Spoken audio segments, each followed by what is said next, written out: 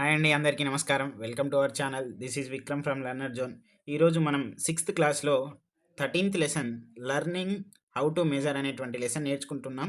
మనకు కొత్తగా చూస్తున్నటువంటి మిత్రులు ఎవరైతే ఉన్నారో వాళ్ళు ఖచ్చితంగా సబ్స్క్రైబ్ చేసుకోగలరు. అట్లాగే మన ఛానల్ని లైక్ చేయండి. మనకు వాట్సాప్ గ్రూప్ ఉందండి, నేను డిస్క్రిప్షన్లో అలాగే కామెంట్ బాక్స్లో మీకు మెన్షన్ చేస్తాను. మీరు ఖచ్చితంగా జాయిన్ అవ్వండి. మీరు దాంట్లో యూస్ఫుల్గా అంటే రోజు జరిగేటువంటి మనకు కరెంట్ అఫైర్స్కి సంబంధించినటువంటి న్యూస్ పేపర్ క్లిప్స్ అలాగే ఏమైనా జీకే ఉంటే మేము ఖచ్చితంగా దాంట్లో సెండ్ చేస్తున్నాం.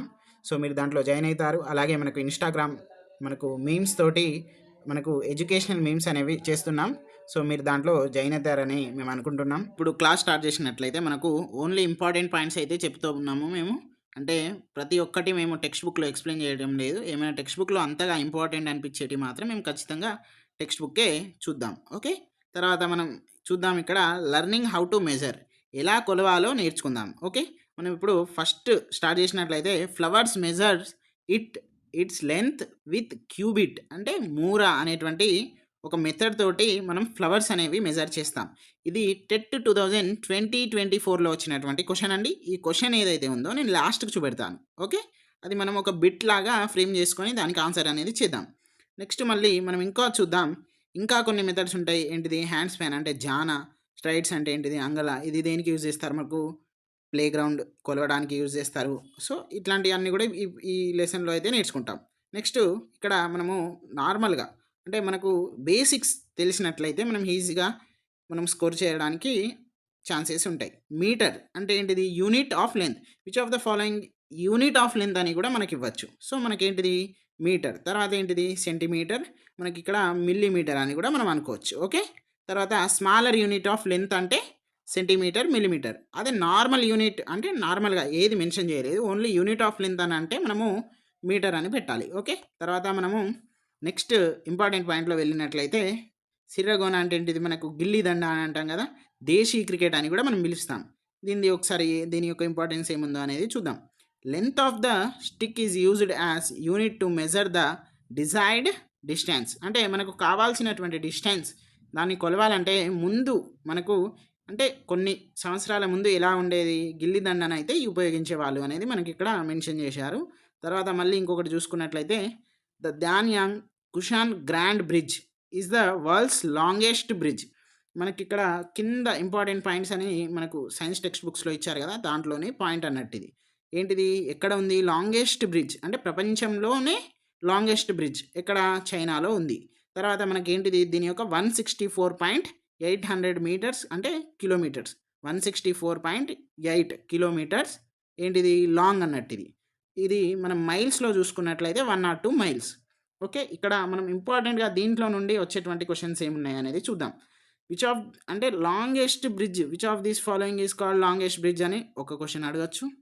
రెండవ క్వశ్చన్ ఏంటిది, దీని యొక్క కిలోమీటర్స్ ఎంత అని అడగచ్చు. మూడో క్వశ్చన్ ఏంటిది, ఇది ఎక్కడ ఉంది అని అడగచ్చు. నాలుగో క్వశ్చన్ ఏంటిది, ఈ మూడు ఇచ్చేస్తాడు, దీంట్లో రైట్ ఉన్నది ఏంటిది, రాంగ్ ఉన్నది ఏంటిది అని అడుగుతాడు అప్లికేషన్. ఓకే, ఇలాంటి మీకు క్వశ్చన్ ఫ్రేమింగ్ కూడా నేను ఇక్కడనే చేస్తున్నా. సో మీరైతే ఒక లైక్ అయితే కొట్టేయండి, అలాగే నోటిఫికేషన్స్ అనేవి ఆన్లో పెట్టుకోండి. బిట్స్ 350 బిట్స్ వరకు ఉన్నాయి. ఒక్కసారి వెళ్ళండి, ఛానల్ ఉంటుంది, దాంట్లో పోస్ట్ ఉంటుంది, హోము, తర్వాత కింద మనకు ప్లేలిస్ట్ అవన్నీ ఉంటుంది కదా, లాస్ట్కు పోస్ట్ అని ఉంటుంది. పోస్ట్లో మీరు వెళ్ళినట్లయితే మీకు అన్నీ కనబడతాయి. ఓకే, ఇన్స్టాగ్రామ్లో కూడా నేను కొన్ని మీమ్స్ అనేది లాస్ట్కు చూపెడతాను. తర్వాత ప్లే గ్రౌండ్కి యూజింగ్ ఏంటిది, straights. Similarly we use this system of measurement while playing సిరగోనా అంటే gilli danda, where the length of stick is used as the unit of to measure the desire system. ఇప్పుడే నేర్చుకున్నాం కదా, క్యూబిట్ అంటే ఏంటిది, ఇగో ఇంత అన్నట్టు. మనం దీన్ని ఎక్కడ యూజ్ చేస్తాం, ఫ్లవర్స్ అప్పుడు యూజ్ చేస్తాం. ఓకే, ఇది జానా అంటాం కదా. ఓకే, ఇదేంటిది మనకు ఫుట్ స్పాన్. ఓకే, ఇవన్నీ కూడా మనము డైలీ లైఫ్లో మనకు యూజ్ చేసేటువంటివి మెథడ్స్ అన్నట్టు. నెక్స్ట్ ఇంకొకటి చూద్దాం, ద స్టోరీ ఆఫ్ స్కేల్ అంటే నార్మల్గా ఒక చిన్న, ఇప్పుడు ఇంట్లో ఒక షాప్ కీపర్కి ఒక కస్టమర్కి గొడవ అవుతుంది. ఆ గొడవ తర్వాత ఈ స్టోరీ అనేది ఉంటుంది. అంటే గొడవ తర్వాత 1 యార్డ్ అంటే ఒక గజం అనేటువంటి ఒక డిస్టెన్స్ అనేవి ఏర్పడింది. ఆ స్టోరీ మీరు టెక్స్ట్ బుక్లో చూడొచ్చు. ఇప్పుడు ఆన్లైన్ కాబట్టి మనం అన్నీ చెప్పుకోలేం కాబట్టి, అంటే అన్నీ చెప్పుకోలేం కాదు, మనకు ఏదైతే ఇంపార్టెంట్ ఉందో నేను 99% మేము కవర్ చేస్తున్నాం. కానీ కొన్ని ఇంపార్టెంట్ స్టోరీస్ అంటే చెప్పచ్చు. కానీ ఇప్పుడు అవి చెప్పలేము కాబట్టి సో అది మ్యాటర్. ఓకే. నెక్స్ట్ 1 యార్డ్ అంటే ఏంటిది? ఒక గజం. ఒక గజం అంటే ఏంటిది? Distance between the nose and the tip of the middle finger. ఇప్పుడు మనకు 5 ఫింగర్స్ ఉంటాయి కదా! 5 ఫింగర్స్ ఉంటాయి కదా! ఇది tip of the middle finger నుండి నోస్ వరకు ఇదంతా కూడా మనం ఏమంటాం? ఒక గజం అంటాం. ఇంగ్లీష్లో 1 యార్డ్ అని అంటాం. ఓకే. తర్వాత used wood or metal to measure yard. ముందు ఎట్లా మనము ముందైనా ఇప్పుడైనా కూడా మెటల్ అలాగే వుడ్ ఇవి రెండు కూడా మనము ఈ రెండు పరికరాలతోటి ఈ రెండు మెటీరియల్స్ తోటి మనం మెజర్ చేస్తాం. Next yard was divided into 3 equal parts. ఒక యార్డ్ అట ఎన్ని ఈక్వల్ పార్ట్స్తో చేసిందట? Divide 3. Okay. Each part is called foot. అంటే ఒక అడుగు, ఇదొక అడుగు, ఇదొక అడుగు, ఇదొక అడుగు. తర్వాత ఒక అడుగు ఎంత అట? 12 ఇంచెస్. అంటే ఒక యార్డ్ ఎన్ని ఇంచెస్ ఉంటాయి? 12 ఇంటూ 3 ఎంత? 36. ఇట్లా గుర్తుపెట్టుకోండి. తర్వాత మళ్ళీ by using protractor of geometry box we can measure angles less than 180. ఇప్పుడు ఇదంతా కూడా నార్మల్గా ఒక సర్కిల్ అనుకోండి. ఇదంతా కూడా 180. ఇప్పుడు దీన్ని 4 పార్ట్స్ చేసుకోండి. ఇప్పుడు దీన్ని జామెట్రీ తోటి చేయాలి అని అనుకుంటే మనము ఎట్లా? Less than 180. ఇప్పుడు ఎగ్జాంపుల్ 180 కంటే ఎక్కువ ఉంటే జామెట్రీ బాక్స్ తోటి చేయలేం. 180 కంటే తక్కువ ఉంటేనే చేయగలుగుతాం. ఓకే. అదొకటి గుర్తుపెట్టుకోండి.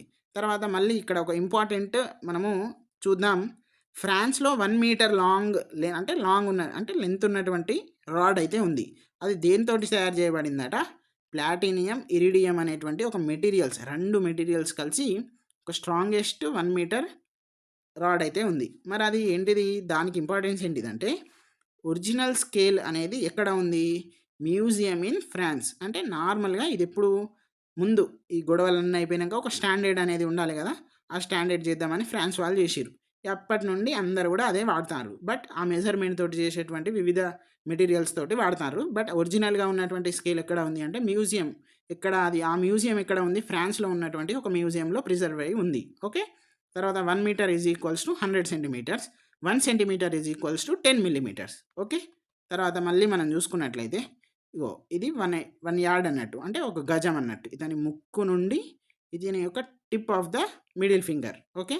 తర్వాత మళ్ళీ మనం ఇక్కడ చూసుకున్నట్లయితే నార్మల్గా ఇది స్కేల్ ఇచ్చారు, మన అందరికీ తెలిసిందే, మనం రోజు చూస్తాం కదా, అదే అన్నట్టు. నెక్స్ట్ చూద్దాం. Units of length symbol, units of area symbol. Okay. ఇక్కడ మీటర్లో చూసుకున్నట్లయితే మీటర్కి ఏంటి సింబల్? ఎమ్. దీన్ని మనం యూనిట్స్ ఆఫ్ ఏరియాలో ఎట్లా కొలుస్తామంటే స్క్వేర్ మీటర్స్. అంటే ఏంటి? ఎమ్కి మనం స్క్వేర్ వేయాలి అంతే. ఓకే. నెక్స్ట్ సెంటీమీటర్స్ సిఎం అని అంటాం. స్క్వేర్ సెంటీమీటర్స్ అంటే సిఎం స్క్వేర్. తర్వాత మనం మిల్లీమీటర్స్ ఎంఎం. ఓకే. తర్వాత ఇట్లా ఎంఎం స్క్వేర్ అన్న మనకు స్క్వేర్ మిల్లీమీటర్ అన్న ఒకటే. తర్వాత ఫీట్ అంటే ఏంటిది? ఎఫ్ టీ, రెండు కూడా స్మాల్ ఉన్నాయి. మళ్ళీ ఇట్లా ఇచ్చి మనం కన్ఫ్యూజ్ చేయొచ్చు కదా, సో ముందే చెప్తున్నా. నెక్స్ట్ ఇక్కడ ఫీట్ స్క్వేర్ అంటే స్క్వేర్ ఫీట్ అన్నట్టు కూడా. ఇప్పుడు మీరు నార్మల్గా మనం ఇట్లా పలుకుతామని చెప్తున్నా, అది ఫీట్ స్క్వేర్ అంటారా అని మళ్ళీ ప్రశ్న వేయకండి.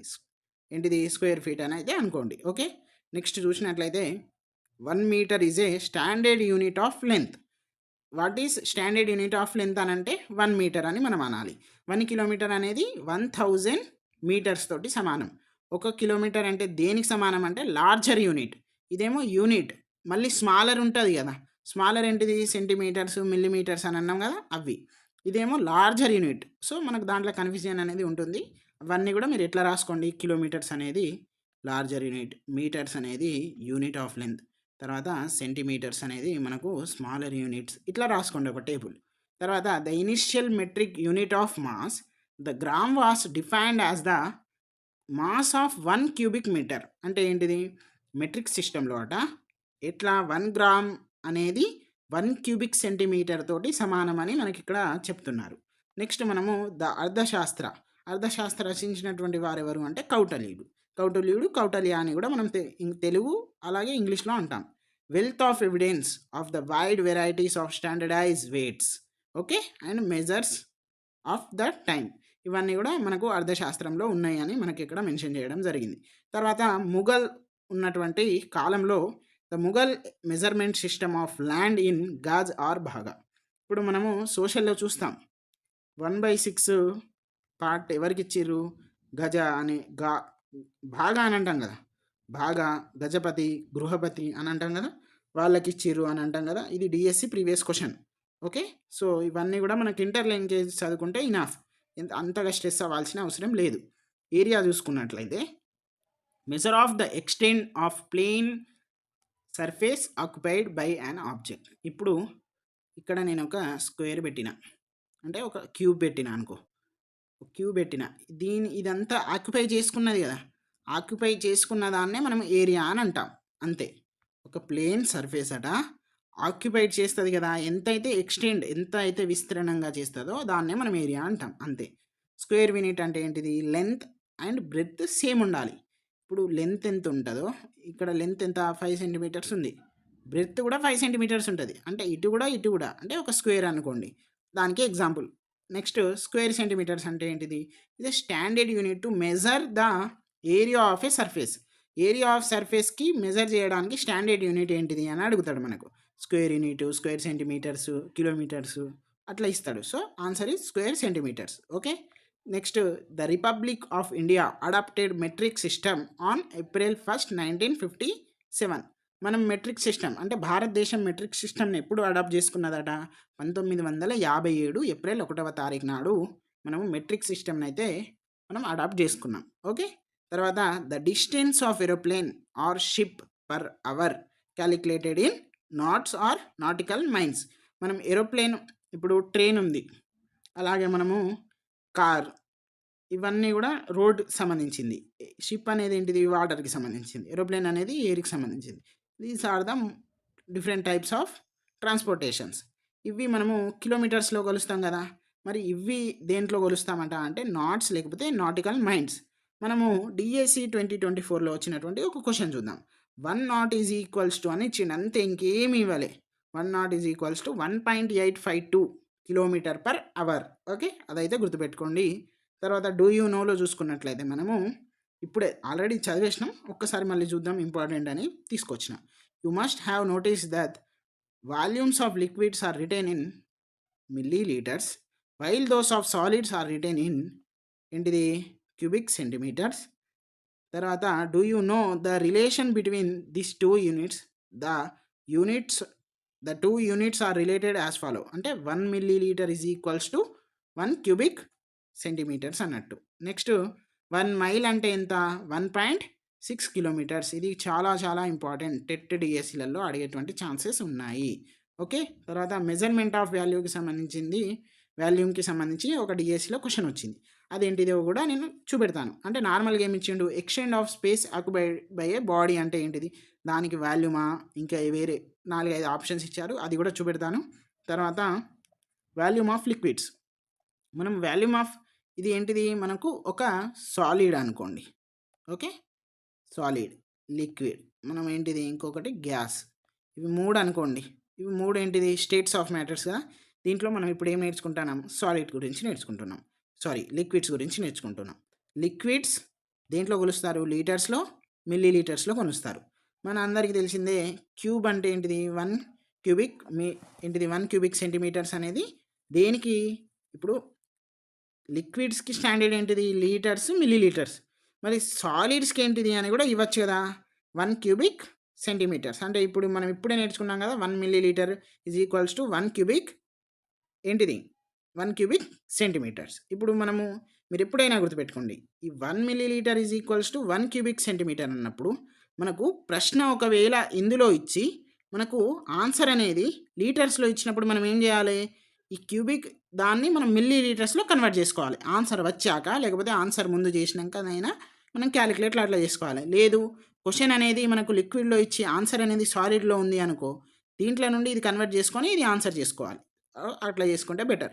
Cubic centimetre is a standard unit for measurement of volume of solids. Okay, తర్వాత వాల్యూమ్ ఆఫ్ ఏ బాక్స్ ఎట్లా, లెంత్, బ్రెడ్త్, అలాగే height. V is equal to L into B into H. Okay, ఇట్లయితే మనం రాసుకుంటే బెటర్గా అర్థమవుతుంది. నెక్స్ట్ మళ్ళీ మనం చూసుకున్నట్లయితే ఆస్ట్రోనమర్స్ యూజ్డ్ ఏ మెథడ్, ఏంటిది ఆ మెథడ్ ఏంటిదో ఒకసారి చూద్దాం. Parallax to measure the distance to some stars. ఇప్పుడు ఒక నక్షత్రంకు ఇంకో నక్షత్రంకి మనం డిస్టెన్స్ కనుక్కోవాలంటే పారలెక్స్ అనేటువంటివి ఒక మెథడ్ని అయితే వాళ్ళు యూజ్ చేసేవాళ్ళు అని ఇక్కడ ఇవ్వడం జరిగింది. తర్వాత నానోమీటర్ అంటే ఏంటిది? Metric unit which is equal to ఏంటిది? 1/, ఇన్ని ఇచ్చిండు, ఒక్కసారి లెక్క పెట్టుకుందాం. మనం ఎందుకు లెక్క పెట్టుకుందాం? మీకు కూడా కన్ఫ్యూజ్ కావద్దు.